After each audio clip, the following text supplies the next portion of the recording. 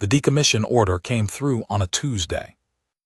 I know it was a Tuesday because I was standing at her port quarter inspection rail when the notification hit my wrist unit, and the rail was cold from the overnight drop, and the docking bay's single overhead light was still flickering the way it always flickered on Tuesdays when the depot drew from the secondary grid.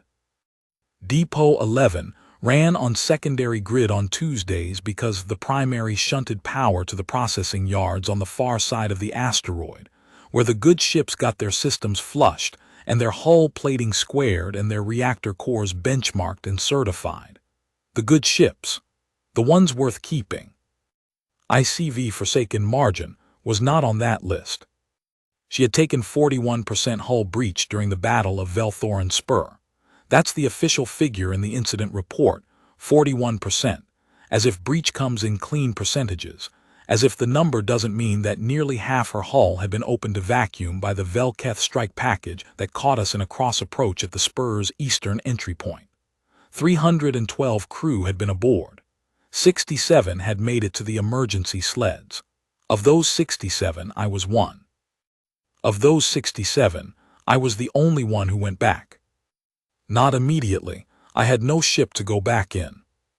I had a medical cot in Fleet Station Vel-Thoren for 6 weeks, and then a desk in the Hull Integrity Assessor's office for 2 years, and then a promotion to Chief Assessor that gave me a slightly larger desk and access to the long-range sensor grid that covered the Vel-Thoren corridor. I watched that corridor for 2 years from that desk. I watched the margin's last recorded position, 9,000 kilometers from the Spur's eastern entry, listed as inert, listed as salvage-class derelict, listed as non-viable for recommission due to catastrophic hull compromise and primary reactor coolant loss. Listed, I would later learn, erroneously. The coolant loss was real. The hull compromise was real.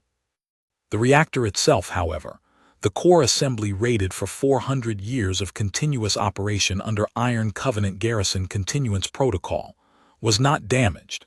It had gone into emergency long cycle on its own, the way Garrison-class reactors do when they are designed to, when the ship is crewed but dying, when the core's integrated architecture decides that the most important thing it can do is wait. The margin had gone into long cycle 3 hours after the battle. Her Garrison Continuance broadcast had gone dark at the same time, which was what let Fleet Station Vel-Thoren mark her as non-viable, which was what let the Vel-Keth propagation file a corridor clearance 6 months later, which was what, 11 years after the battle, let the Cethoria Accord Convergence place its first distributed consensus probes in the eastern approach to the Vel-Thoren Spur. None of that was in any file I had access to from my assessor's desk. What I had access to was the decommission order on my wrist unit, standing at the port quarter inspection rail in the flickering light of Depot 11, on a Tuesday that was 11 years, 4 months, and 17 days after the Battle of Vel-Thoren Spur. The order gave me 72 hours to strip what was strippable and certify what wasn't. After that, she would be processed. That's the word they use, processed, as if the ship is grain. I took the certification pad. I signed for the depot assignment. I walked to the dock foreman's office and told him I would be working the strip myself and that I would not need his crew. He looked at me the way depot foremen look at people who do not understand how decommissioning works, which is to say he looked at me with the patient tolerance reserved for people who will eventually come around. I did not come around. I worked the margin for 6 months before anyone noticed I hadn't certified her for processing. By that point I had the coolant system rebuilt from cannibalized parts from 3 other decommissions in the Depot 11Q. 2 of those ships were also Garrison class, half-stripped, their components cataloged as non-mission critical spares. I had pulled them from storage under the authority of my assessor's certification pad, which technically allowed me to requisition parts for hull integrity evaluation purposes. Whether rebuilding a decommissioned dreadnought's primary coolant loop qualified as hull integrity evaluation was a question nobody had thought to ask yet. I had the coolant loop functional at month 3. At month 4, I had the secondary power bus repaired and the sensor arrays brought back to 40%. At month 5, I was into the hull work, which is where I lived for the rest of it. The hull is not abstract. The hull is the thing you can see. The hull of the Forsaken Margin in the week she arrived at Depot 11 was a document of everything the battle had done to her. Scored plating in 100-meter runs, where the Velketh kinetics had clipped her at angle, full breach sections, where they had punched through cleanly, a ragged opening along the port bow nearly 40 meters wide, where something large had detonated close enough to collapse the inner frame as well as the outer plate. I know the Margin's hull the way I know nothing else. I know where every weld is. I know where I could not reach and had to work from outside on a tether. I know the 2 sections of starboard midship where I ran out of matching alloy and used salvage grade panel because it was what I had, and how the color difference looks in white light versus station amber, and how it does not matter because the structural rating is adequate and the corridor does not care what color the hull is. The welds are not beautiful. They are not meant to be beautiful. They are meant to hold vacuum, and they do.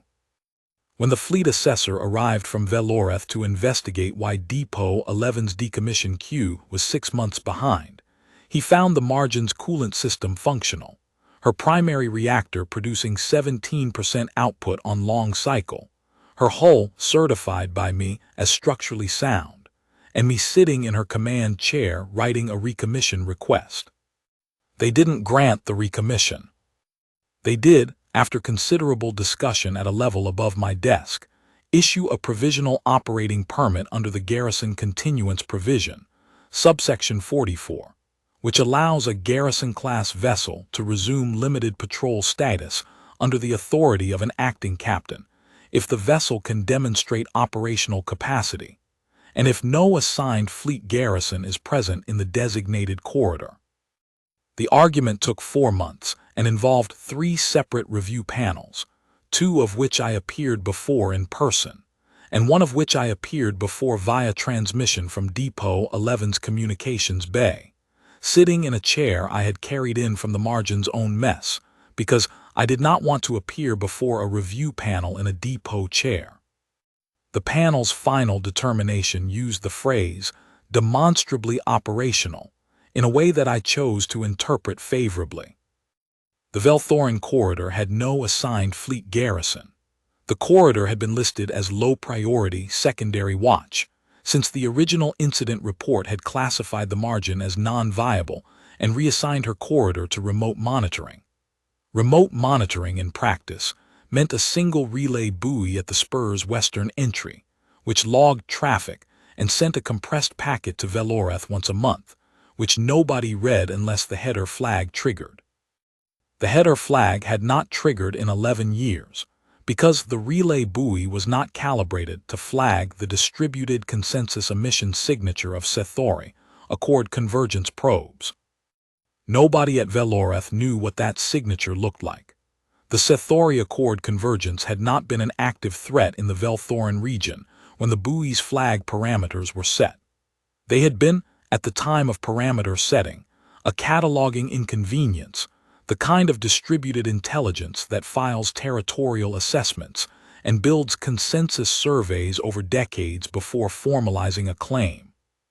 The intelligence community's classification of them was survey class distributed architecture, non-aggressive, low priority.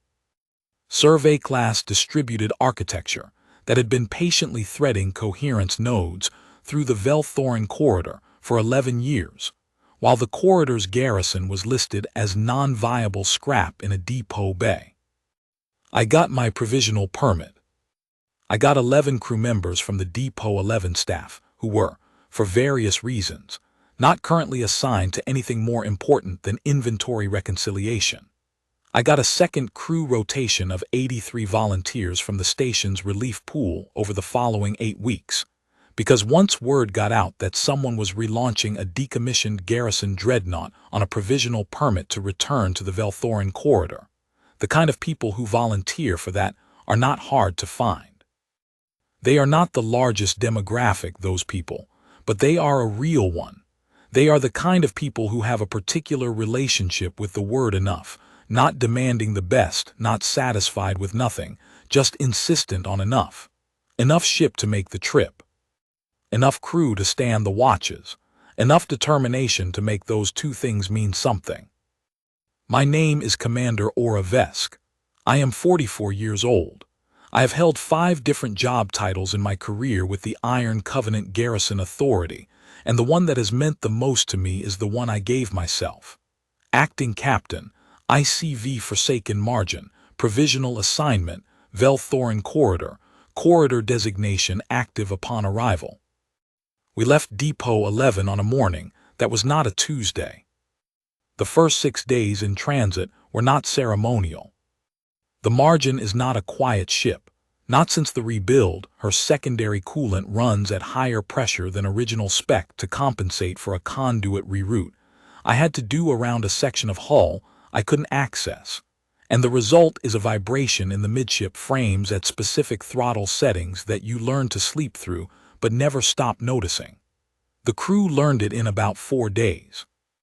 After that, they stopped flinching every time it cycled and started calling it the Margin's heartbeat, which I found acceptable. Ships should have heartbeats. My executive officer was second-grade navigator Paul Death, who had been Depot 11's senior route planner for 6 years, and who had accepted the posting with the flat professionalism of someone who had done interesting things before, and was interested in doing one more. He had a talent for navigating crowded debris fields that was going to be useful in the spur approach, and a habit of reviewing his route calculations 3 times before filing them that was going to be useful in general. He was the kind of officer that a provisional crew on a patched dreadnought genuinely needed, which was not the glamorous kind but the functional kind. He had asked me, at the interview, whether I had filed the relevant corridor approach notice with Fleet Station Vel-Thoren. I told him I had. He had nodded and said that was sensible, and then he had asked me whether I thought they would honor the provisional permit if we found something in the corridor that required active weapons deployment. I had told him the permit was unambiguous on that point. He had nodded again and signed the posting form. My weapons chief was Specialist Bryn Orvath, 29 years old, no combat experience, who had spent 3 years maintaining the rail systems on decommissioned vessels, and who understood Iron Covenant weapons architecture at a level that most active-duty weapons officers do not bother to learn, because the ships they serve on have functioning manuals. The Margin's manual library was partial. 42% of the technical documentation had been archived out of active service records when she was decommissioned, and retrieving it required a separate access request to the Vel-Thoren Archive Division, which I had filed 17 months ago, and which had been granted with the comment that the records were historical, and I should be aware that they might not reflect current fleet specifications. Bryn had the originals within a week of joining the crew. She had annotated them within 3. My medical officer was Senior Corpsman Vel-Thoren, who had served on garrison vessels for 12 years and who, when I told him what the ship was, had said, "I know her." I was on the relief sled detail at Vel-Thoren when they brought the survivors in. He had said it without drama. I had let it sit for a moment. Then he had said, "I'll take the posting." I did not ask him why. Some questions you do not ask because the answer is already in the room. I liked all of them. 94 people who got on a ship that looked like it had lost a war, because it had, and agreed to take it back to the corridor where it had lost that war, because someone needed to. I briefed them on day 3 of transit, not on the Centauri Accord convergence, because we did not have current intelligence on what was in the corridor.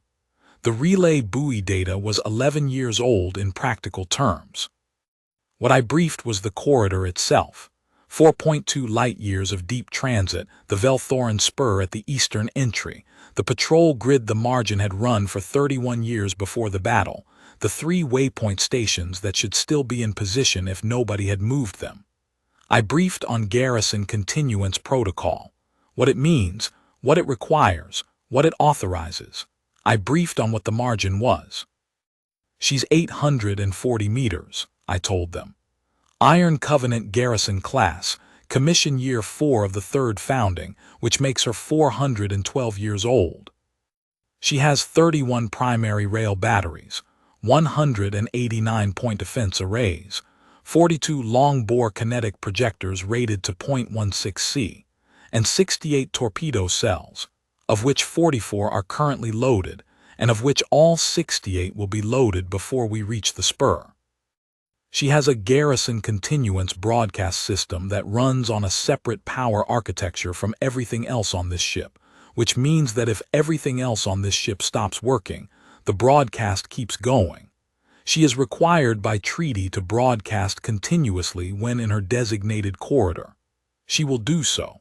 I have her reactor at full output. She is not the ship she was before the battle. She is the ship she is now, and the ship she is now is enough. Nobody said anything for a moment. The mess bay was quiet the way it gets when people are processing something that is larger than what they expected. I could hear the midship vibration in the frames, slower at this throttle setting, almost rhythmic. Then Bryn Orvath said, "What's in the corridor?" "I don't know," I said. "We find out when we get there." After the briefing, I stood in the corridor outside the mess bay for a moment.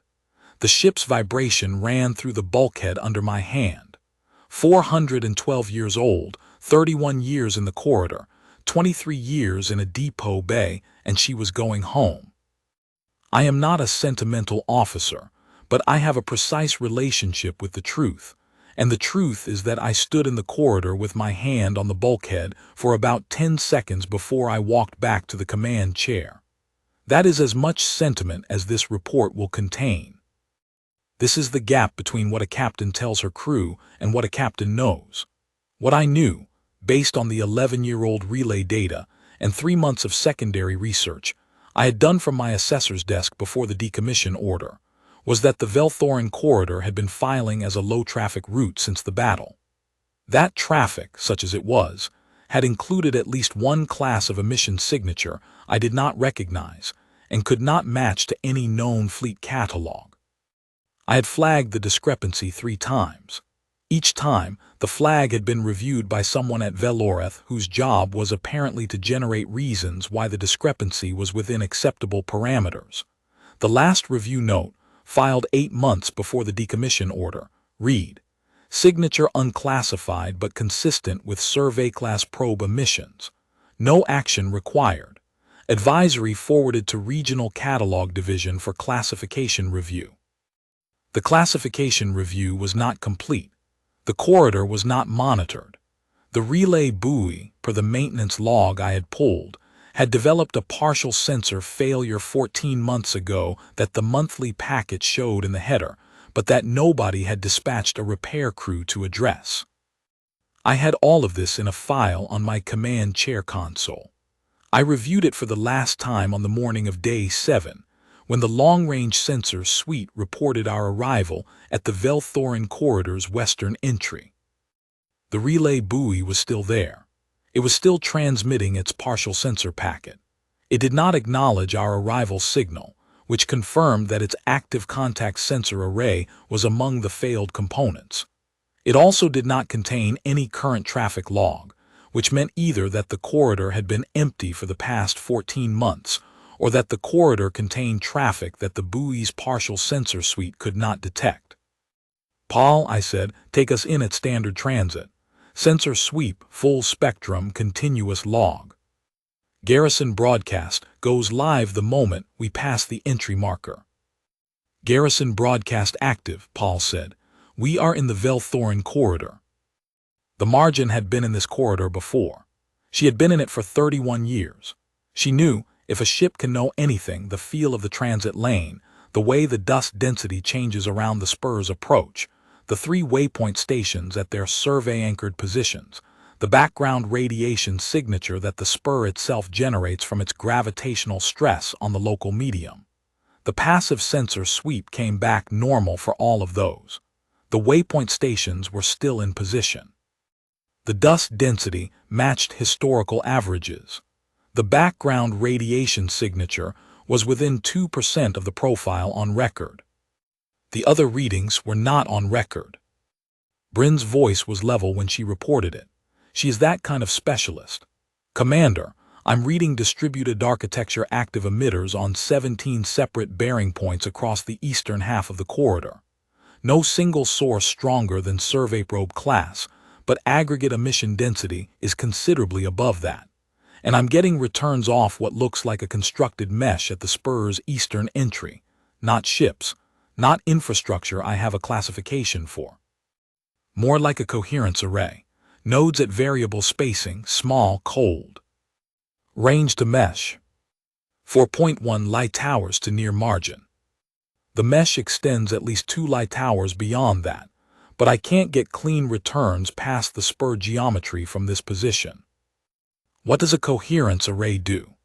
This from Paul, who had straightened in his chair in the way that people who do not have weapons training straighten when they realize the thing they are flying toward is more complicated than a survey probe. In a distributed intelligence context, Bryn said, without looking up from her board, it synchronizes consensus processing across distributed nodes. Think of it as a slow nervous system across a wide area. Any node in the mesh can share sensor data with any other node. The mesh as a whole builds a composite picture. So they know we're here. They know something is here. Whether they know what we are depends on what's in their catalog. I had Paul continue on standard transit. The garrison continuance broadcast had been transmitting for 11 minutes at that point, 11 minutes at the margin's broadcast power, which is considerably above survey probe class, at the treaty standard garrison continuance frequency, encoding the margin's hull registry, her garrison designation, her corridor assignment, and her operational status. Every Iron Covenant garrison vessel broadcasts this when in its corridor. It is not subtle. It is not meant to be subtle. It is meant to be and has always been the clearest possible statement that a corridor is garrisoned. Here is the ship. Here is her name. Here is what she is. Here is that she is awake and watching.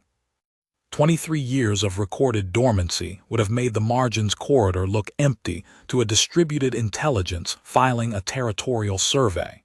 The garrison continuance broadcast was the correction to that record. I intended for it to be received before we reached the coherence array's densest node concentration. It was. The first indication we got that the broadcast had been received was not a communication in any conventional sense. It was a change in the emission pattern of 3 of the 17 bearing points Bryn had been tracking, a synchronization shift, the kind of coordinated frequency adjustment that suggests one part of a distributed system has flagged new information and is sharing it with adjacent nodes. The 3 nodes shifted, then 4 more. Over the next 40 minutes, all 17 bearing points we could track underwent the synchronization adjustment. They were processing us. The distributed consensus was digesting the margin's broadcast and routing the data through the mesh. They're talking to each other about us, Bryn said. Let them. I had us continue transit toward the eastern half of the corridor at the same vector and speed. If we had adjusted course or powered down anything, the change would have registered in their sensor returns and altered whatever model they were building. I wanted the model to be accurate. I wanted them to know exactly what was coming and make a fully informed decision. 17 hours after we entered the corridor, the first response came. It did not come on standard communication frequencies. It came on the coherence array's own synchronized consensus frequency, which Bryn had isolated by the 4th hour of transit and which she had been monitoring since. The signal was not language in any form I could parse directly. It was a pattern of synchronized emission pulses from 12 of the 17 distributed nodes, at a cadence that Bryn's translation architecture. She had built it from the general distributed intelligence signal library, which was not current but was better than nothing, interpreted as an identification query. The query, in approximate translation, asked, "What is the contact type?" Answer it, I said. Bryn looked at me. With what? Garrison Continuance Broadcast, full record. If their translation architecture is current enough to ask what we are, it's current enough to read what the broadcast is. Let the broadcast answer. The broadcast answered. We waited. The response came 6 hours later. The cadence was different, longer, more deliberate, the way a distributed consensus system sounds when it is routing a query through a large number of nodes before generating an output. It has a quality to it, a distributed intelligence processing a hard question. Not slow, exactly, because the individual nodes are fast, but careful, the way a very large committee is careful when every member of the committee has to actually agree before the determination goes out. The output, when it came, ran for 42 minutes of synchronized pulse, which Bryn and her translation architecture chewed on for 3 hours before producing a summary. I read the summary twice. I read it once in the command chair and once standing up, looking at the corridor projection on the forward display. The summary read as follows. The Scythoria Accord Convergence had identified our signal as consistent with Iron Covenant Garrison-class broadcast architecture. Cross-checking against the Convergence's territorial survey catalog had produced a conflict. The corridor currently designated in Convergence survey records as Vel-Thoren Secondary Transit Route, filed under Provisional Territorial Assessment Status 19 months ago following 11 years of zero registered garrison activity, and currently undergoing distributed infrastructure placement preparatory to formal territorial claim filing, was simultaneously registering an active garrison-class broadcast from a vessel whose hull registry matched a hull that the Convergence's survey records showed as non-viable and non-operational as of 23 years prior. The Convergence, the summary concluded, was filing an immediate query with its central consensus pool regarding the classification conflict. This would take time.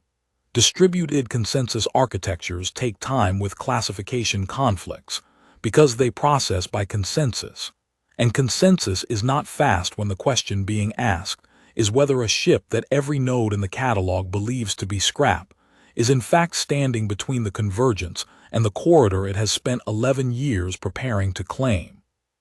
I could imagine, in the abstract way that you imagine a form of intelligence that does not think the way you think, the query propagating through the mesh. The known record hull non-viable, 23 years prior versus the current sensor data, broadcast active, hull at standard transit approach, weapons on standby hot per the reactor signature Bryn had confirmed they were reading. The two facts do not resolve. Something had to give way. I gave them time. I had my crew take the margin deeper into the corridor, past the second waypoint station, to a position 9,000 kilometers from the spur's eastern entry, which is the same position where the battle had occurred 23 years ago. I had Bryn run a full weapons diagnostic and bring the rail batteries to standby hot. I had Paul plot patrol routes for every segment of the corridor that the Convergence's coherence array covered. I had my crew eat, sleep in rotation, and maintain their stations. I sat in the command chair and looked at the forward display. The eastern entry of the Vel-Thoren spur is not a dramatic feature. It is a gravitational stress point in the local medium, a place where the corridor geometry creates a natural choke that makes it the only practical transit approach from the eastern systems. It is not beautiful. It is not ugly. It is the place where 312 of my crew died, and where the margin died in the technical sense that is distinct from the actual sense, and where the Velketh strike package had come through in a cross approach that we had not anticipated because the garrison continuance coverage in the corridor at that time had a gap in the eastern approach profile that nobody had noticed or corrected. We had been doing a western sector patrol when it happened. By the time the margin reached the eastern entry, the strike package was already deployed. I had thought about this many times in 23 years, I am not, in the clinical sense, still at that battle. I do not have the dreams the way some survivors do. What I have is the memory of the Spurs' Eastern entry on the forward display, getting larger, and the moment when the contact returns resolved into weapons profiles, and the 11 seconds between that moment and impact, when I had the time to do nothing useful and the presence of mind to do the one thing that probably saved the 67. I cycled the emergency sled hatches and broadcast abandon. The margin had stayed. The ship, the core, the garrison continuance architecture, it had all stayed because that is what a garrison vessel does. It does not leave its corridor. It does not abandon its post. The fact that the post had nearly killed it was, in the garrison continuance architecture's parameters, not a reason to leave. The core kept running. The broadcast went dark only because the damage had taken the broadcast antenna array offline, not because anything in the garrison continuance system had decided the corridor was no longer worth defending. 23 years later, we were 9,000 kilometers from the same entry point, and the ship was transmitting on the garrison continuance frequency, and the coherence array was processing the fact of us. And I was sitting in the command chair thinking about how the Spurs' Eastern entry looks exactly the same as it has always looked. The Convergence's consensus response came 14 hours after the query had been filed. Bryn translated it in sections because it was long. I will summarize what is relevant. The Convergence's central consensus pool had processed the classification conflict and arrived at a determination. The determination held, first, that the hull registry in question corresponded to an Iron Covenant garrison vessel of confirmed active status, per the garrison continuance broadcast. Second, that the Treaty of Vel-Thoren, to which the Convergence was a signatory through its absorption of the Vel-Seath Compact at the third expansion, recognized Iron Covenant garrison continuance claims as binding in perpetuity within designated corridors, regardless of documented operational interruption of less than 50 years. Third, that the corridor currently designated in Convergence survey records as Vel-Thoren's secondary transit route had therefore been under continuous garrison claim for the entirety of the 11 years during which the Convergence had been conducting distributed infrastructure placement. And fourth, that the infrastructure placement, the coherence array, and the provisional territorial assessment were all null and void under Treaty Article 17, subsection 6, which the Convergence was required by the terms of its Vel-Seath absorption to honor. The Convergence's consensus pool then noted, with the characteristic precision of a distributed intelligence that processes everything and discards nothing, that the hull in question had been recorded as sustaining 41% breach in a hostile engagement incident 23 years prior, and that its classification as non-viable at that time had been the basis for the Convergence's survey reclassification of the corridor 11 years later, and that the hull's current operational status, while clearly non-zero, was outside the parameters of the Convergence's existing classification models, and that a supplemental catalog entry was being generated. The supplemental catalog entry, which Bryn captured in full because she is thorough, classified the ICV Forsaken margin as follows: Iron Covenant garrison class vessel, hull designation active, operational status unknown elevated, category error classification pending full sensor resolution, recommend zero approach within 700 kilometers pending classification update. I read the 700-kilometer recommend zero approach line 3 times. Bryn, I said, how many nodes in the coherence array? 44 at last count. Some of the eastern margin returns are ambiguous, could be 47, 48. Any of them within 700 kilometers of our current position. She checked. Closest node is 912 kilometers on our port quarter. Second closest is 1106, starboard forward. Are they moving? A pause. Receding. 3 nodes have altered vector since the consensus response transmitted, away from our position. I looked at the forward display for a moment. 9,000 kilometers from the spur's eastern entry. The margin's garrison continuance broadcast humming in the background of every other sound on the bridge, the way it had hummed for the last 26 hours. The way it had hummed in the long cycle silence of 23 years, in the empty docking bay of Depot 11, registered by nobody, until we got here. "What's the current status of the infrastructure placement?" I asked. "The mesh they were building." "Still in place physically. The nodes aren't broadcasting consensus sync anymore. They went passive about 40 minutes ago. So they're still in the corridor. The hardware is. The distributed intelligence operating through it appears to have gone into standby mode across the mesh. No active consensus traffic in the last 32 minutes. This is what a distributed intelligence does when it encounters a classification conflict. It cannot resolve in favor of its prior operational assumptions. It does not escalate. It does not probe.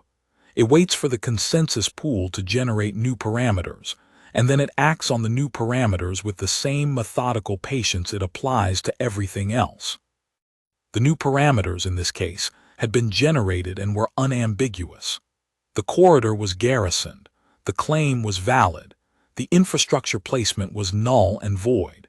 And the hull standing in the corridor was a category error that did not fit any existing classification model, and was therefore assigned the provisional designation of elevated unknown, and given a 700-kilometer approach exclusion pending further data. The convergence was deciding what to do next. The thing about distributed consensuses is that what they do next is always exactly what the treaty and the catalog tell them to do, because they have no mechanism for deciding to do otherwise. They are very good at following rules. The rules said the corridor was garrisoned. The rules said garrison continuance claims were perpetual within the treaty window. The rules did not say anything about how to classify a ship that was supposed to be scrap and was instead broadcasting at full garrison-class power from 9,000 kilometers off your leading node. The rules said withdraw and file a classification update. What it did next took 9 hours. In those 9 hours, my crew maintained their stations and ate their meals and slept in rotation and calibrated the rail batteries and loaded the remaining torpedo cells. In those 9 hours, I did not sleep. I am aware that this was not optimal command behavior. I stayed in the command chair and watched the sensor board and thought about nothing in particular. At hour 9, the coherence array nodes began moving. Not away from us, not toward us. Laterally along the corridor axis, toward the eastern entry, all 44 of them, at a velocity consistent with departure transit rather than tactical repositioning. They were not dispersing. They were withdrawing as a unit, in the same methodical formation with which they had presumably been placed, because a distributed intelligence that places infrastructure in an organized way removes it in an organized way. "They're leaving," Paul said. His voice was careful. "They're withdrawing their infrastructure," I said. "The nodes are the infrastructure. Per the consensus determination, they're null and void here. The convergence is removing them." Without any further communication. They filed a classification conflict determination and a supplemental catalog entry. That's their communication. They operate by catalog and consensus, not by negotiation. The catalog says the corridor is garrisoned. The consensus says the claim is valid. The nodes are moving accordingly. We watched the sensor board for 4 more hours as the 44 nodes transited toward the spur's eastern entry, and one by one, cleared the corridor geometry and vanished from our returns. The last node cleared at 8:11 on the ship's log clock. Bryn noted it in the sensor record with the same precision with which she had noted every other event in the contact log. Paul logged the corridor status as clear. I authorized the patrol route activation and assigned the first 4-hour watch to the primary crew. Then I went to the forward observation port on Deck 3, which is not a standard feature on Iron Covenant garrison class, but which the original builders had included on the margin for reasons that are not documented in any manual I have access to. And I looked at the Vel-Thoren spur's eastern entry. It is not dramatic. It is a gravitational stress point in the local medium. The corridor around it is ordinary. Faint background radiation, standard dust density, the waypoint stations at their survey-anchored positions, the margin's garrison continuance broadcast going out on the treaty frequency every 8 minutes. The spur's eastern entry looks the same as it has always looked, which is unremarkable, which is correct, which is exactly what a corridor that is properly garrisoned is supposed to look like. I stood at the observation port for a long time. The corridor outside is 4.2 light-years of transit lane, and I can see perhaps a light second of it from the observation port. The local dust scatter, the distant geometry of the spur's approach, the faint light from the corridor's own background radiation that makes the medium glow at the threshold of detection if your eyes have adjusted. The margin's garrison continuance broadcast goes out every 8 minutes. The ship's vibration runs through the deck plating and into the soles of your feet if you stand still long enough to notice it. 23 years ago, when the emergency sleds were clearing the corridor, I was in one of them, and the last thing I saw through the sled's port was the margin, her hull lit from the inside by the fires in the breech sections, the ship's own light in the dark, her garrison continuance antenna array already dark from the damage, but her running lights still cycling on the schedule they were programmed to cycle, because the running lights are on a separate power bus. Because the designers of Iron Covenant garrison class knew that if a ship is in trouble, the last thing you want is for her to go completely dark. I had not seen the corridor from the inside since that night. This is what 23 years looks like from an observation port at 9,000 kilometers off the spur's eastern entry. Unremarkable. The corridor does not know it was abandoned. The corridor does not know the margin left and came back. It is a transit lane, and it continues being a transit lane. And the only thing that has changed is that the garrison continuance broadcast is going out again on the treaty frequency every 8 minutes, and the coherence array nodes are gone, and the corridor is clear. I am not a sentimental officer. I am not writing this to perform grief or to invite interpretation of what 23 years of rebuilding means at a personal level. What I am writing is a corridor status report, which is the document that acting captains file when they return a garrison vessel to active service. The document requires, under Fleet Filing Protocol, a narrative section that covers the circumstances of service resumption. This is that narrative section. The circumstances are these. The ICV Forsaken Margin was commissioned in year 4 of the third founding of the Iron Covenant. She was assigned to the Vel-Thoren corridor. She served in that corridor for 31 years without incident. She sustained catastrophic damage in the Battle of Vel-Thoren Spur and was classified non-viable and transported to Depot 11 for decommissioning. She was not decommissioned. Her garrison continuance reactor maintained long-cycle operation for the duration of her period at Depot 11. She was restored to operational capacity through the work of a provisional crew operating under the garrison continuance provision, and returned to the Vel-Thoren corridor under provisional assignment. Upon return to the corridor, the margin detected distributed infrastructure placement consistent with a Cethori Accord Convergence Territorial Preparation Operation. Garrison continuance broadcast was initiated and maintained throughout contact. The convergence processed the classification conflict and issued a consensus determination recognizing the corridor's garrison status. Infrastructure was withdrawn. The corridor is clear. The margin is on active patrol. Those are the facts. That is what happened. What I would add, outside the formal narrative, in the space that is not required by filing protocol but that I am choosing to use, is this. The convergence had 44 coherence nodes in the corridor, 44. The mesh they had been building for 11 years. The distributed infrastructure that represented years of patient, methodical territorial preparation by an intelligence that does not do anything by accident. They had filed their provisional territorial assessment 19 months ago. They had placed 44 nodes. They had been within the treaty's required filing window. They had, by every measure their catalog and consensus architecture could apply, a reasonable expectation that the corridor was unoccupied and that their claim was sound. They had not thought to check for a garrison continuance reactor running on long cycle in a ship that was supposed to be scrap.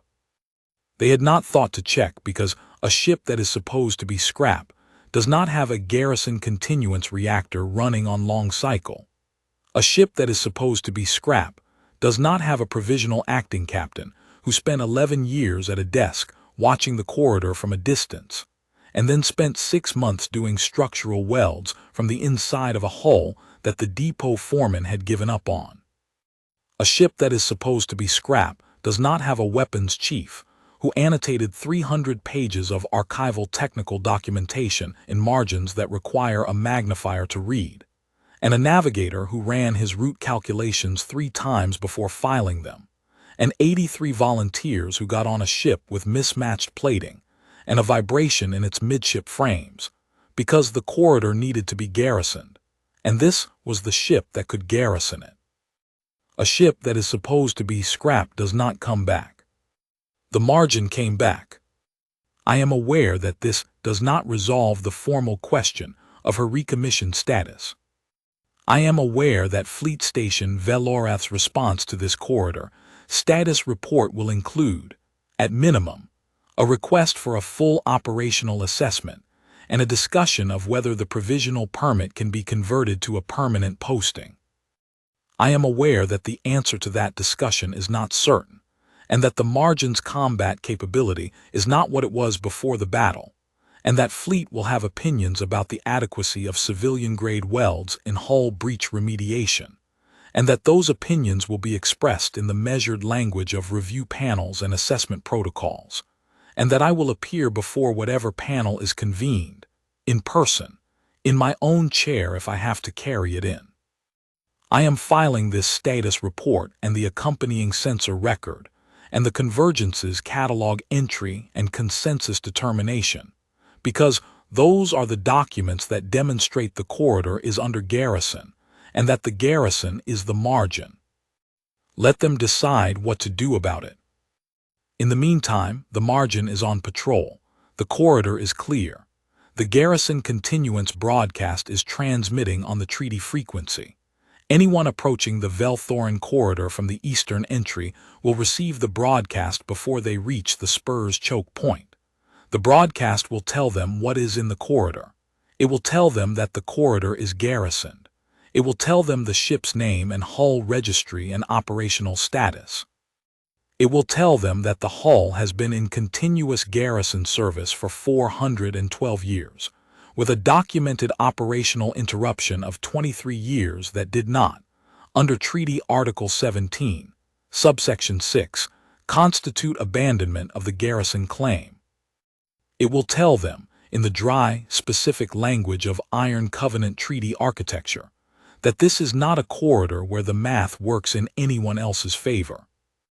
I want to say something here about the crew, about Bryn, who spent 30 hours running translation algorithms on distributed intelligence consensus signals and produced, at the end of it, a document that was accurate and useful and annotated in margins so small they required a magnifier. About Paul, who had never been in a contact situation in 6 years of route planning, and who maintained his professional calm throughout with the steady focus of someone who had decided that the ship was going to need him functional, and who was going to be functional. About the 83 volunteers from the relief pool who had no particular obligation to be here, and who were here anyway, running their watches, eating their meals, maintaining their posts on a ship that had rust in its secondary coolant conduits and a vibration in its midship frames, and plating on its starboard side that doesn't match, and a forward observation port that the original builders put there for reasons nobody recorded. They are the corridor status report, in the way that matters. They are the reason the report can be filed at all. I want to note one additional thing, which is not required by the filing protocol but which I am choosing to include because it is accurate, and because I believe accuracy is the point of a status report. When I was at the Depot 11 observation rail on that Tuesday, looking at the margin for the first time in 11 years, the hull dark, the running lights cycling, the depot bay cold and flickering, I did not feel certainty. I want to be honest about that. I felt something closer to obligation, the calculation that the ship existed and the corridor existed, and that nobody else was going to connect those two facts and do anything about it. That is not the same as certainty. Certainty is something you have when you know how a thing is going to end. I did not know how this was going to end. I knew that the treaty provisions were real, and that the garrison continuance provision existed for a reason, and that garrison-class reactors were rated for 400 years, and that the corridor had not been formally abandoned, and that those facts pointed in a direction. The direction was here. The margin is 840 meters of patched, mismatched, vibrating Iron Covenant garrison dreadnought that a distributed intelligence with 44 coherence nodes and 11 years of territorial preparation decided it was better to leave than to argue with. Not because we fired at anything. Not because we threatened anything. Because the ship is here, and the broadcast is transmitting, and the treaty is the treaty, and the corridor is the margin's corridor, and 23 years did not change that. That is what a category error looks like from the inside of the ship. That is the error. It does not look like much. It looks like a vibration in the midship frames and a mismatched hull and a forward observation port that the original builders included for reasons nobody recorded, and 94 people who were here because this is where the ship needed to be.